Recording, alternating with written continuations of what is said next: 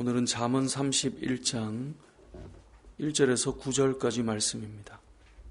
오늘 본문 말씀은 왕이 어떤 자질을 가지고 있어야 되는가에 대해서 말씀해 주고 있습니다. 현대사회는 왕이 없기 때문에 왕의 자질이라고 하지만 리더십이나 지도자나 어떤 영향력을 가진 리더의 자리에 있는 사람들은 어떤 자질을 가져야 될까라고 하는 것을 오늘 본문을 통해 좀 생각해 볼 수 있어야 될 것 같습니다.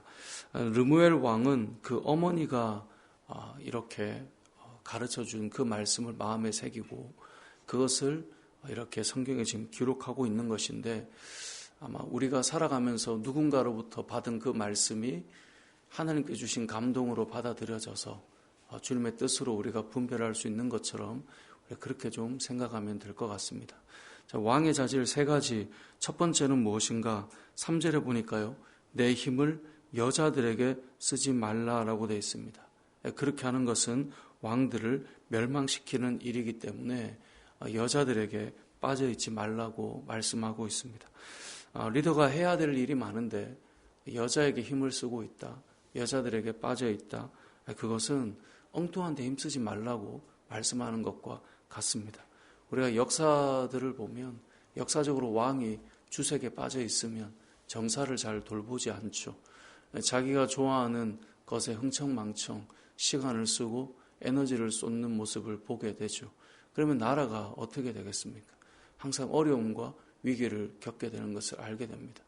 우리 역사의 기록들을 보면 한 나라가 망할 때 항상 그 마지막 왕들의 모습이 어떻게 그려져 있는가를 알 수 있습니다.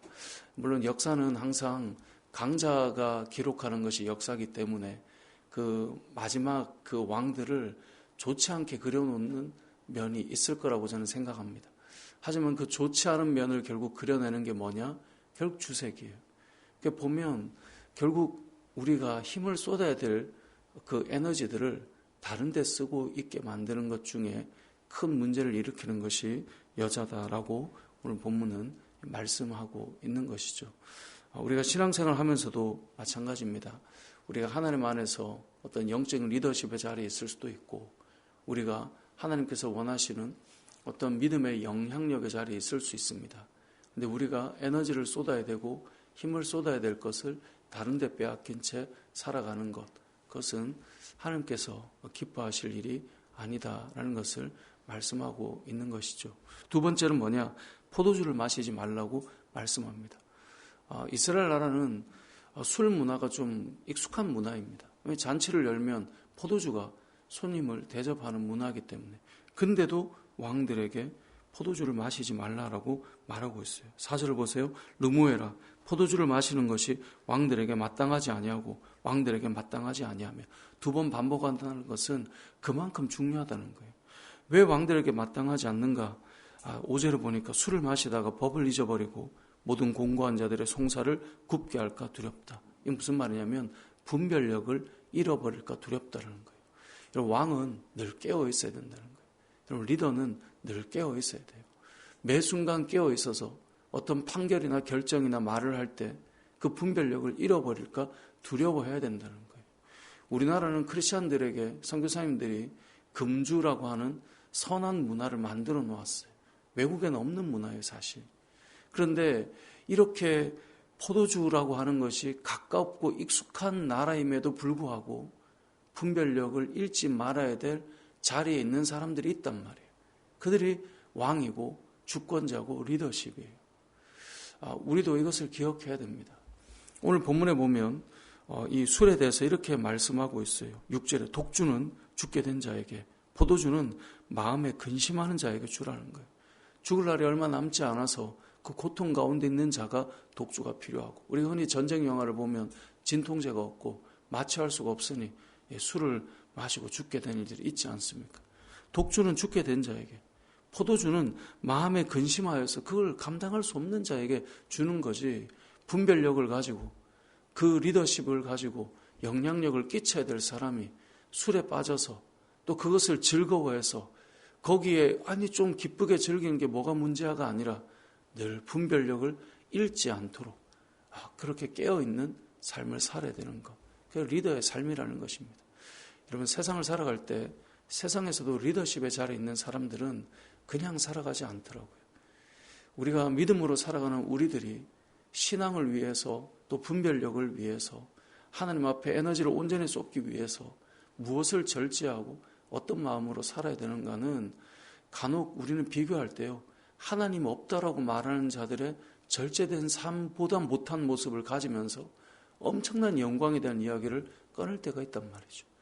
우리가 이 땅을 살아갈 때 오늘 이 말씀처럼 에너지를 어디에 쏟을 것인가, 또 우리가 분별력을 위해서 술에 취해 있지 않도록 우리가 늘 깨어 있도록 해야 되는 것은 너무나 중요하다. 이것을 기억해야 할 것입니다. 또 한 가지 우리가 기억할 것은 세 번째로 보면 가난한 자와 약한 자들을 위해서 그들을 돕는 일을 늘 할 수 있어야 된다라고 말씀하고 있습니다.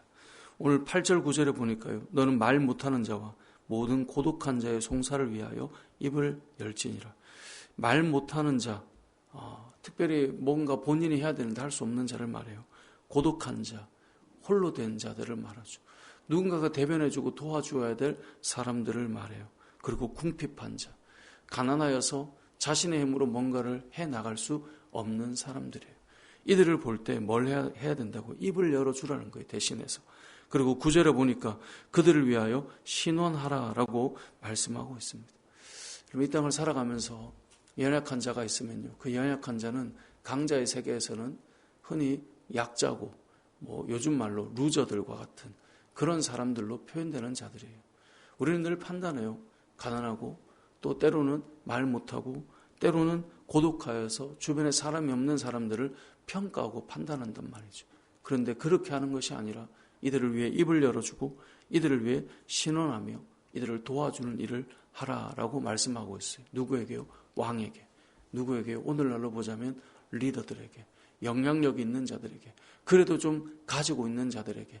가졌다라고 하는 자들이 세상은 늘 그 가짐을 통하여서 없는 자들을 판단하고 비난하지만 믿음의 사람들은 그 소유가, 그 영향력이, 그 힘이 약자들에게 흘러가도록 하라라는 것이 하나님의 뜻이라고 오늘 본문은 말씀하고 있는 것입니다.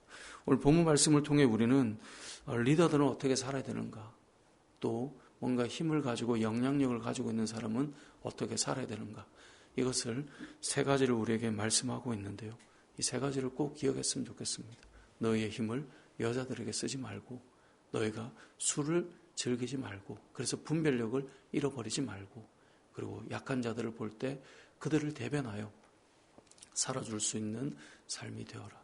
이러한 왕이 된다면 여러분, 그 나라가 얼마나 아름답게 잘 세워져 가겠습니까? 이러한 리더십이 있는 공동체라면 그 공동체는 얼마나 선한 영향력들을 경험하며 살아갈 수 있겠습니까?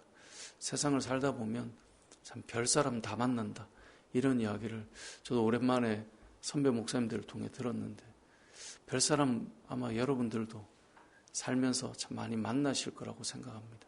그런데 오늘 본문을 통해 우리는 참 좋은 사람을 만났다, 그런데 요즘에도 이런 사람이 있더라, 그러한 부분들을 좀 마음에 새겨서 저와 여러분들이 좋은 영향력을 가진 리더십의 사람들이 다 되시길 주님의 이름으로 축복합니다. 아멘.